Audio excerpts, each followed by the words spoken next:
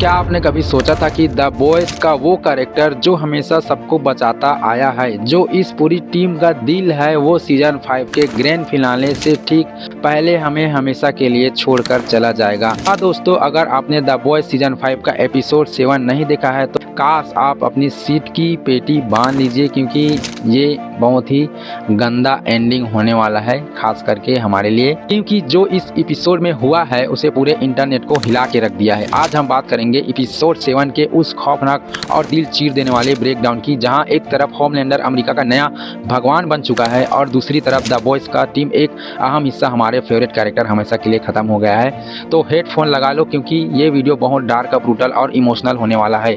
शुरुआत करते हैं हमारे साइकोपैथ सुपर हीरो यानी होमलैंडर से। इस साहब ने इस एपिसोड में व्हाइट हाउस का पूरी तरीके से कब्जा कर लिया है।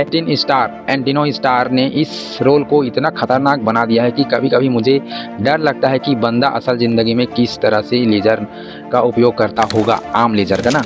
तो यार एंटिनो स्टार देखने में काफ़ी फ़नी लगता है, लेकिन जब वो अपनी पे आ जाए तो देख के उसके सामने फट जाती है बहुत सारे लोगों को, और हमारी भी। तो आपका क्या है, अपनी राय बताना जरूर। ऐसे मार्वल में थानोस ने चुटकी बजाकर तबाही मचाई थी, या मिर्जापुर में कालीन भैया का भौकाल था, वैसे ही होमलैंडर ने बिना चुटकी बजाए अमेरिका की संसद को भंग कर दिया है, उसके कांग्रेस को ही मिटा दिया है। अब हम बेचारे राष्ट्रपति ने थोड़ा सा शक जताया कि होमलैंडर ऐसा कर रहा है, ये गलत हो सकता है, तो उन्हें ऊपर का टिकट दिया। वो भी कॉमिक में भी ऐसा ही हुआ था, लेकिन यहाँ भी उसने उसका सर में हाथ रखा। उसने अपनी सुपर हीरो टीम द 7 को भी लात मार दिया है, जिसमें अपना बेचारा द डीप था शामिल था। द डीप की किस्मत इतनी खराब है कि होमलैंडर ने तो उसे निकाला ही नहीं, बस समुंदर की मछलियां गालियां दे रहा है। मतलब ये तो वही बात हो गई, धोबी का कुत्ता ना घर का ना घाट का। वैसे भी उसको देख के मतलब एक अलग ही कॉमेडी लेवल का फील आता है उसका शक्ल देख के भाई, द डीप, और ऐसे ही वो हरकत भी करता है। अब आते हैं अपने बुचर और हुई पर। वोट स्टूडियो ने उनकी सीक्रेट जांच चला रखी है, जहां पता चलता है कि होमलैंडर अपनी मसीहा वाली इमेज बनाने लगा है, और इसी बीच बुच्चर का सामना एक साइको दिमाग पड़ने वाला सूप से होता है। अब आपको तो पता है कि बुच्चर का वसूल है सूप दिखे तो ठोक दो, और बुच्चर ने वही किया, उसे बड़ी बेरहमी से मार दिया। हालांकि वो आपके लिए सरप्राइज है कि कैसे मारा है, लेकिन वो फंस जाते हैं भाई शुरू में। कार्ल अर्बन बुच्चर ने इस ब्रूटल और डार्क साइड का क्या बेहतरीन तरीके से निभाया है, एकदम जॉन विक वाले स्टाइल में, कि जहां दिमाग खराब हुआ वहां काम तमाम। वहीं दूसरी तरफ फाइनली हमें मदर्स मिल्क एमएम के अतीत और उनके अजीब से नाम के पीछे का असली कहानी भी यहाँ पे पता चल जाता है। मदर्स मिल्क उनका फुल फॉर्म है, मैंने भी यहाँ से ही पता किया, क्योंकि ज़्यादातर शो में उसके नाम का पीछे की असली वजह नहीं दिखाई गई थी, लेकिन द एपिसोड 7 में उसका खुलासा भी हो चुका है।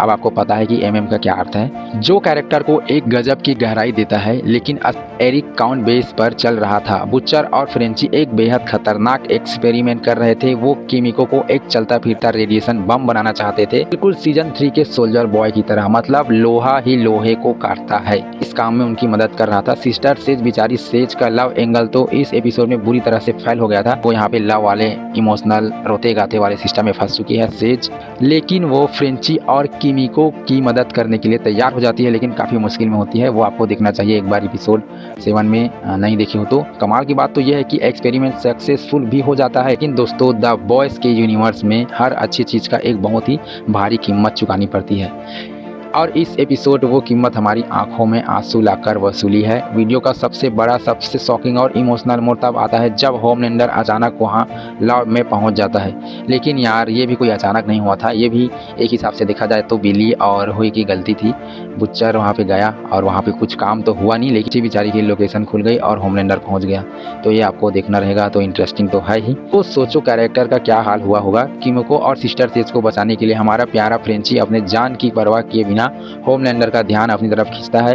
वो जानता था कि होमलैंडर जैसे राक्षस के सामने टिकना बहुत ही मुश्किल है, फिर भी उसने खुद को कुर्बान कर दिया। होमलैंडर ने फ्रेंची को बहुत ही बुरी तरीके से घायल कर दिया, और अंत में फ्रेंची की मौत हो जाती है। एवेंजर्स में आयरन मैन की मौत ऐसे वाला मतलब फील आया। मार्क कैपोन ने फ्रेंची के किरदार में पिछले 4 सीजन में जो जान फूकी थी वो लाजवाब थी। फ्रेंची सिर्फ एक कैरेक्टर नहीं था, वो द बॉयज की इंसानियत था।